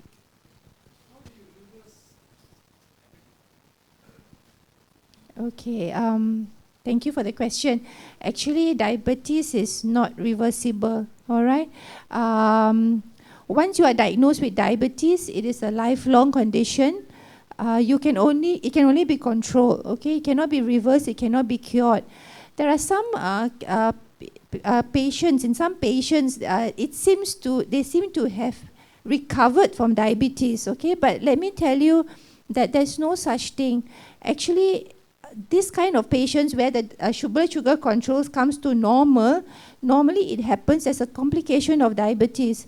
Meaning diabetes, long-term complications, it affects your kidney. So when there is a kidney failure, the insulin that your body produces is not filtered out. It's not filtered out through your kidney, and it stays longer in your body. So when the insulin stays longer in your body, it tends to bring down your blood sugar more effectively. And that is like a cure, in inverted commas. But actually it's not a cure, all right? Same thing also sometimes with liver impairment, liver failure, your blood sugar comes down. So in that way, diabetes seemingly seems to be cured, but actually there's no cure, and you cannot reverse it. So the most important is to prevent the onset of diabetes. Okay, so being a lifelong disease, medications is usually lifelong, unless you come to a state where you have an organ impairment, the blood sugar comes down, that's when you do not need medications, but it's actually not a cure. It's actually a complication of diabetes. I think what Dr. Rani says, for majority of diabetics, yes, it's like that. There is a certain subgroup if you are morbidly obese, okay, you are so fat that your body cannot produce enough insulin, and then you become diabetic because of that, okay. If you do gastric bariatric surgery where you staple the stomach or something like that, and then you lose all the weight, then the diabetes goes away. That is in a small subset of patients, okay? But majority, like what Dr. Rani says, you just can control it.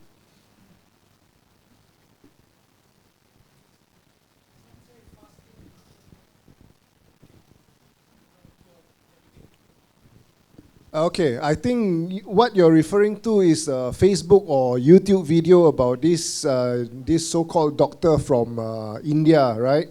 They talk about fasting, taking a liquid diet and all that, then he miraculously cures diabetes in 3 days. Well, again, if you look at his credentials, Okay, he's not a proper doctor. His qualifications are from Zimbabwe or something like that. Okay, no, seriously, these things have to be debunked because it spreads on social media very easily, very fast. Okay, and then he says he can cure. But when I look at his paper, okay, that his supposedly research paper which is published, it's in some obscure journal where you pay money to get it published, okay?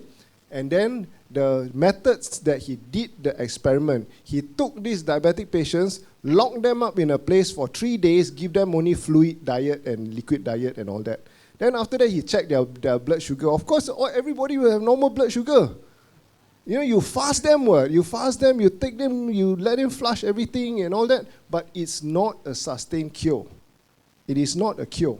The moment you follow up these patients longer, go back to the normal diet, normal activity and all that, the blood sugar will go up again. And there's no mention about the HbA1c in that paper. Okay? Okay, just a kind reminder, if you have a question, please raise your hand and my colleague will pass you a mic. Okay, to the lady over there. Yeah, hi.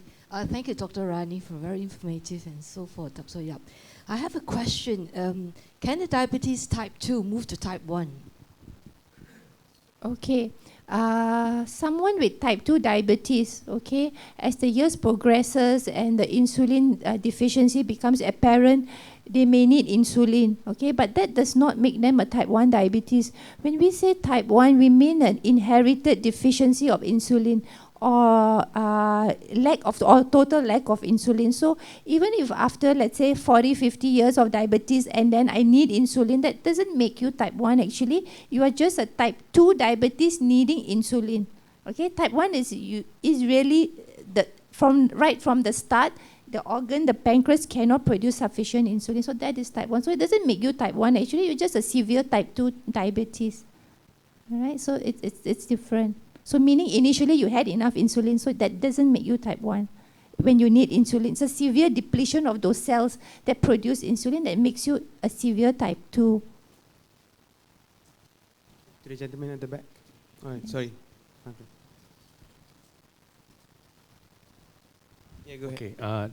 Okay, Dr. Rani, Low here. I'd like to ask you whether is it true that certain drugs cause blood sugar to be elevated? For example, statin, which I heard. Now the other question is, just now you mentioned about fruits is part of a healthy diet, but you say certain fruits are not too good. So what are the good fruits to eat? Yeah, thank you.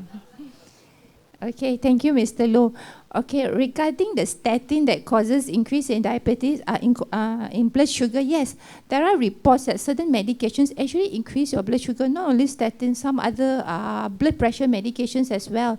But the increase in blood sugar is actually not significant. It is not significant enough for you to say that I will not take this medication because my blood sugar increases. It's a very minor increase. And at the same time, when we give statins, it's for high cholesterol, it's to stabilize your blockages in your heart.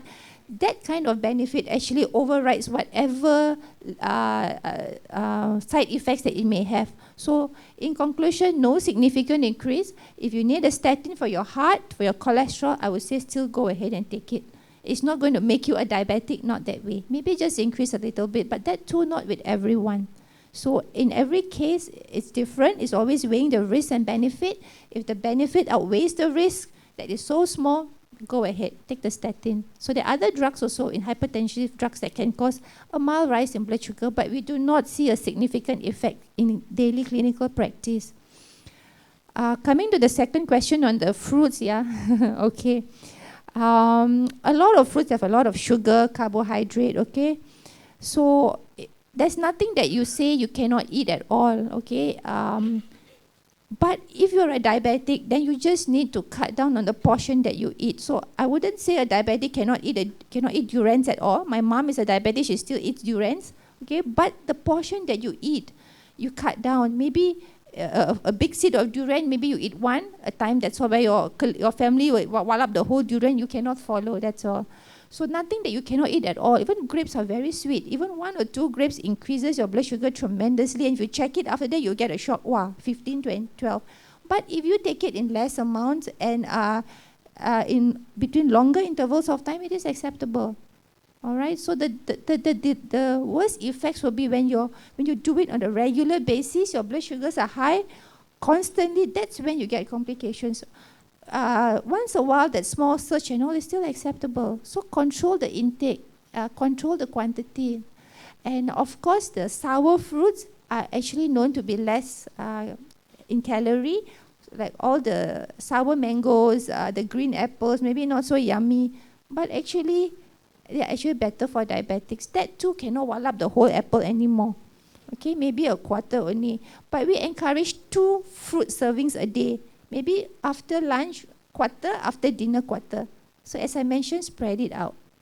Okay? All right, can you get the gentleman at the back just now? Yeah. Yeah, okay. My question is, I saw that 2 tests here, your fasting blood sugar and your HbA1c. So do you need to do these 2 tests to confirm whether you are diabetic? And another question is on the pre-diabetic. So for someone who is pre-diabetic, what is your advice on them? Do they normally progress to become diabetic? Okay, thank you. So for the diagnosis of diabetes, actually the diagnostic parameter is still the HbA1c. I do not need to do a fasting blood sugar. A fasting blood sugar can still be normal, all right? If you fasted very well the night before, but the HbA1c, if it crosses the limit of 6.5%, you are already a diabetic, okay? And what's the other question? Pre-diabetes. Okay. So what is this pre-diabetes? This pre-diabetes is a condition where you have elevated blood sugars. Okay, that means my fasting may be 8. Fasting blood sugar 8. Normal fasting normally should not cross 5.7. Let's say, okay, that's already full-blown diabetes. Let's say my fasting sugar is 6.5. But when I do my HbA1c, it's actually 5.9%. So I have an impaired fasting. My fasting is high, but my average for 3 months is actually good. So in that case, I am not a diabetic, because remember, HbA1c is a diagnostic test for diabetes. But because my fasting is actually already elevated, this is a pre-diabetic condition, meaning if I do not look after myself, I do not look after my diet and do not do exercise, I can progress into diabetes. And it also depends on the level of the fasting blood sugar that we decide on medications. Nowadays, even pre-diabetics are already treated with the drug metformin. That's the simplest drug in diabetes. We sometimes start treating them early because we don't want them to go into overt diabetes, which should be more difficult to treat, and that will come with a lot of complications. So yes, pre-diabetes can progress into frank diabetes if not controlled, and it needs to be taken attention in the early phase. Okay, can I get a question from you, sir?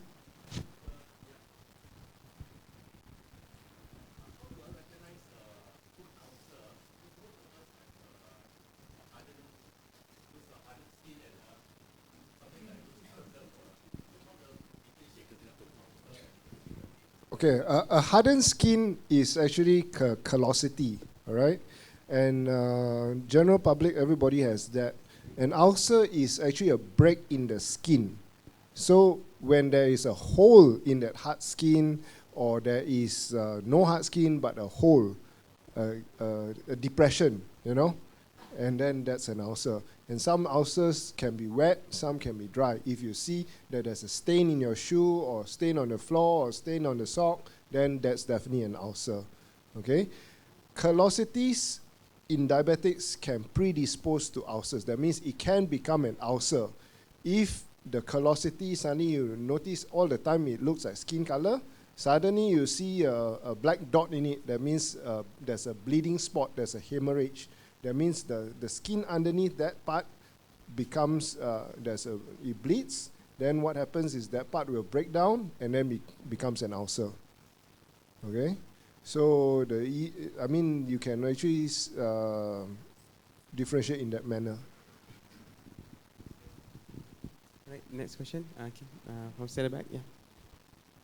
Yeah. This is to both doctors.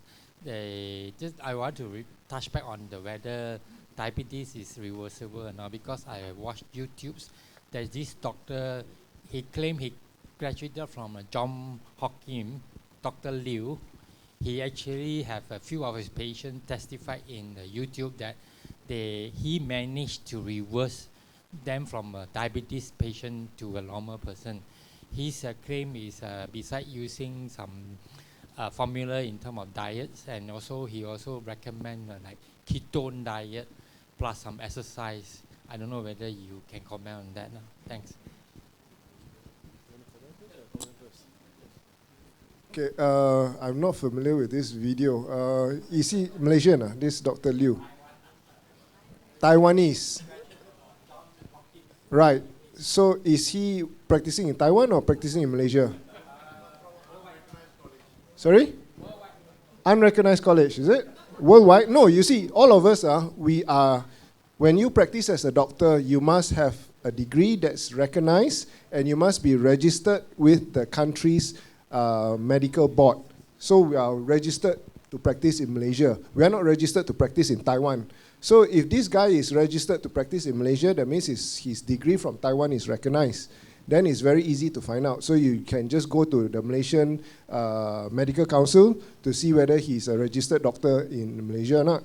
If it's Taiwan, Taiwan will have their own, what do you call it. So that's how you check, number one, whether he's a true doctor.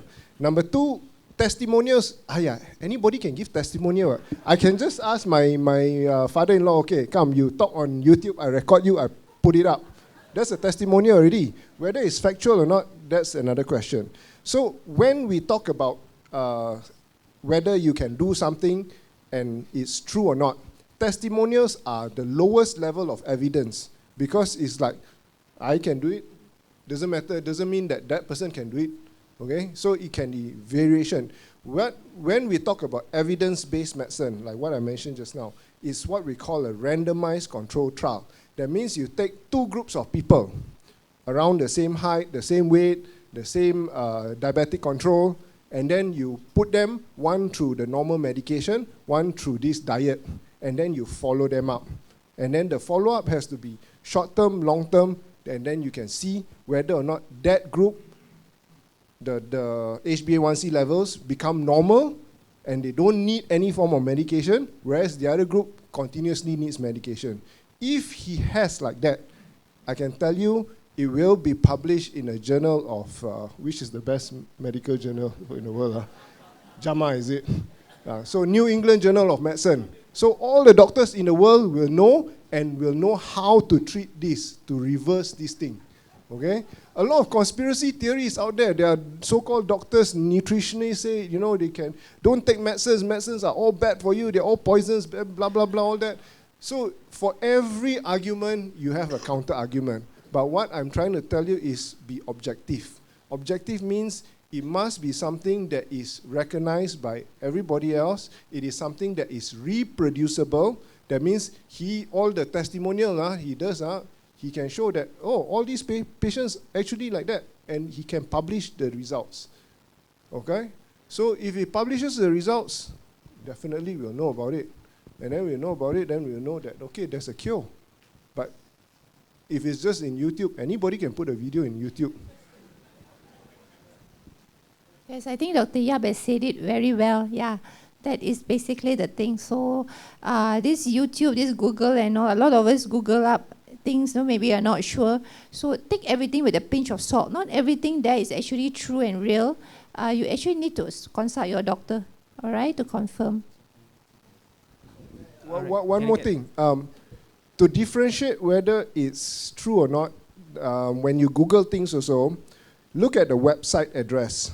If the website address at the end of it has an EDU, which is an education website, then the information you find on the website is a little bit more reliable.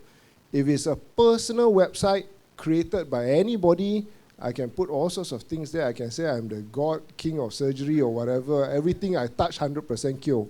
Okay? So those are not reliable. All right? Can we get the question from the gentleman in front? Yeah. My name is Eddie. I'm a pre-diabetic. Yeah. It had been my habit to eat my fruits like 1-2 hours before I sleep. Okay, and I've been advised that it's not so so smart, nah. Yeah. So what's your comment? Because I've been told, yeah, as you know, it is not recommended. You should eat your fruits early before you sleep, before your dinner. Okay, thank you, Eddie.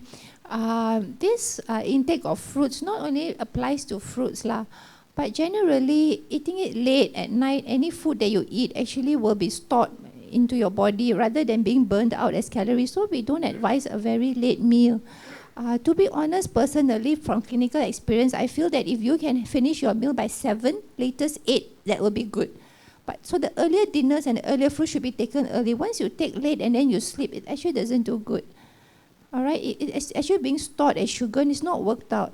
So that's why though diabetics are allowed 6 meals a day, I feel that the supper can be actually avoided. Just 5 meals is good enough. So yes, definitely take it early. No need to be after dinner, can be after, it can need to be before dinner, can be after, but not too late. Okay, the question, the person from the back. Yeah. Hey, doctor, my name is Albert. I got this very simple question.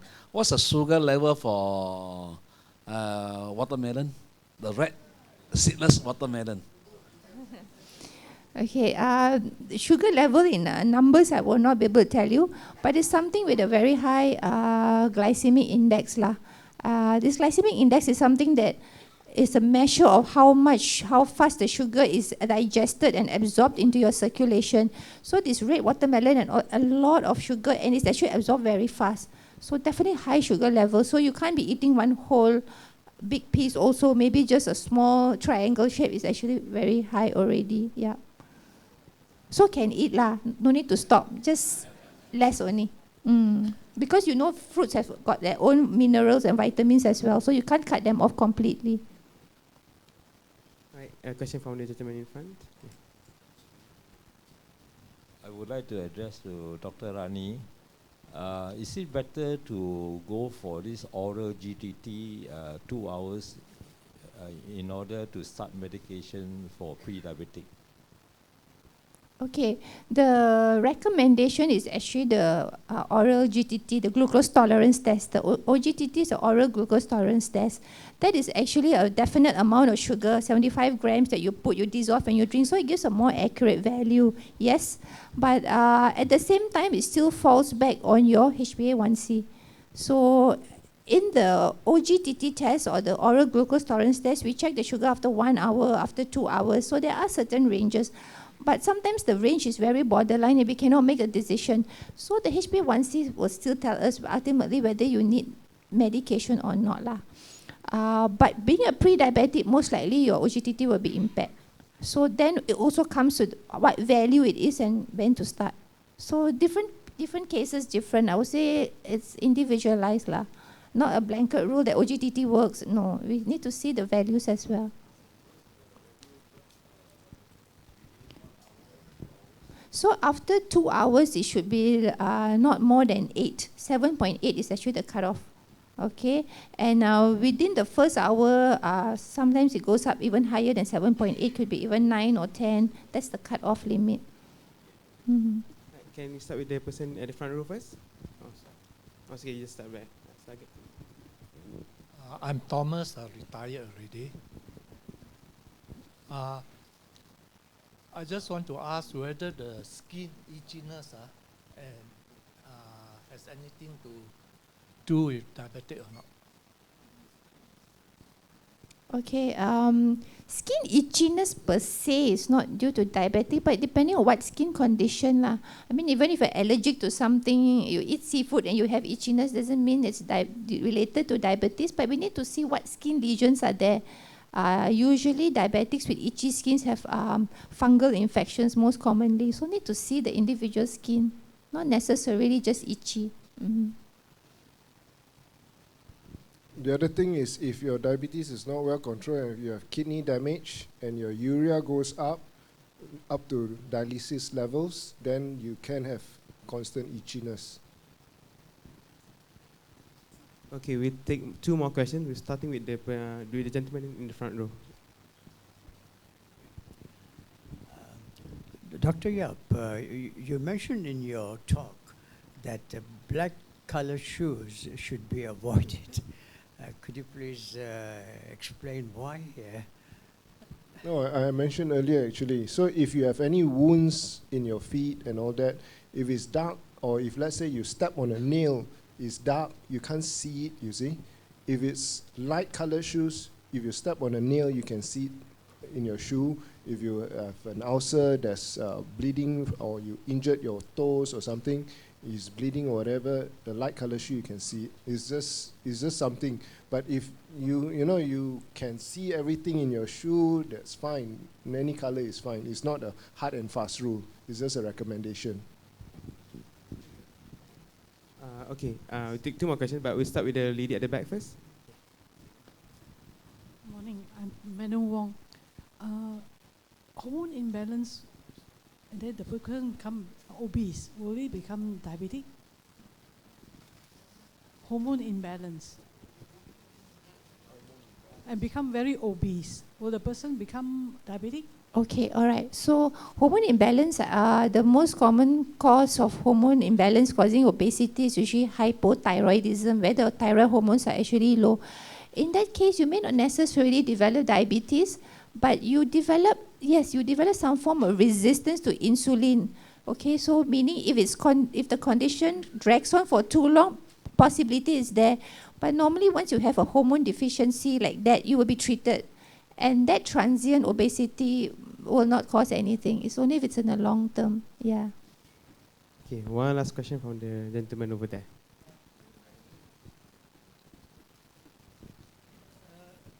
This question is addressed to Dr. Rani. There's a strong rumors about the statin tablet long-time effect. What is your opinion on that, please? Sorry, sir, statin. Statin. Statins, is it? Statin. Okay, long-term side effects. Side effect.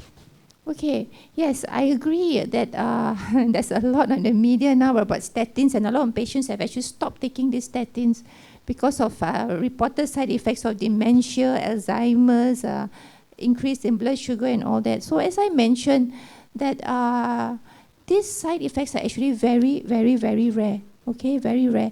And the commoner side effects are actually to the liver and to the muscle. We get muscle inflammations and liver issues, which is also very reversible the moment the statin is withdrawn or the dose is reduced. So if you ask me about long-term side effects, actually very rare, very insignificant. Short-term side effects may be more, but if the body can tolerate in the short term, within a month, normally the side effects don't happen anymore. So those are very minor side effects that we hardly see. And looking at the benefit of statins in reducing heart attacks and reducing strokes, I would still ask you to go on it. So do not worry about side effects that are small if the benefit is going to be so much more and going to save your life. Okay, actually, that's true. Every medicine has side effects. So I always get this from patients that, I take herbal medications, I take traditional medications because my sensei say got no side effect one. Actually, it's not true lah. Everything also got side effect. Even if you drink too much water, also you can die of water intoxication. So, yeah, that's serious. Your salt levels can drop. You can be psychotic. So everything has side effects. Like what that sir nicely put it. It's just about weighing the risk and benefit. Okay, so please don't go for just traditional medications for diabetes, and because your traditional doctor said very safe, only herbs. Actually, our medicines are also partly coming from herbs, but we do studies, we quantitate the milligram and all that, so we know the toxic levels. But when you take a herb, a plant from your garden, you pluck and then you boil it and say, hey, this one will reduce diabetes. Okay, I agree, it may have medicinal value, but how much of that mg are you drinking? We do not know. And you say, it's herbs only, what, so natural. But remember, herbs with medicinal values are also toxic. If you cross the toxic value, also you're in trouble. Okay? So like that lah. So the best thing is, whatever we take, we must know the milligram, we must know the quantity, and we must know the toxic level that we reach. So that's why all these traditional things and all that, they're so-called no side effects because they are natural, actually not true. Once the natural products have medicinal value, they can become toxic. Okay, we'll slide in one more question. One last one. Yes. Someone has been diagnosed with pre-diabetic, but the HbA levels is normal. So does that mean he doesn't need medication? Okay. We will see in the overall picture. So if someone is coming to me with a pre-diabetic condition, HbA1c normal, but he's got heart disease, okay, he's got blockages in the arteries of the heart, he had a minor stroke before, I will put him on treatment. Because we know, okay, if no such history, then probably lifestyle changes first. Okay, lifestyle changes, doesn't need treatment. But if you already have something else and you know this pre-diabetes can cross over to diabetes and make your heart attack recur, your stroke recur, definitely I would treat the pre-diabetic state. So it depends on your risk also. All right. Thank you very much, Dr. Yeap and Dr. Sivarani, for attending to our audience's questions. Please do take your seat. And with that, ladies and gentlemen, we have come to the end of today's StarLIVE session. Once again, a big thank you and a round of applause to Dr. Yeap and Dr. Rani for taking time to be part of today's StarLIVE session. Ladies and gentlemen, thank you for being part of this morning's event, and we hope to see you again at the next StarLIVE session. Don't forget to pass us your feedback form. Thank you and have a great day.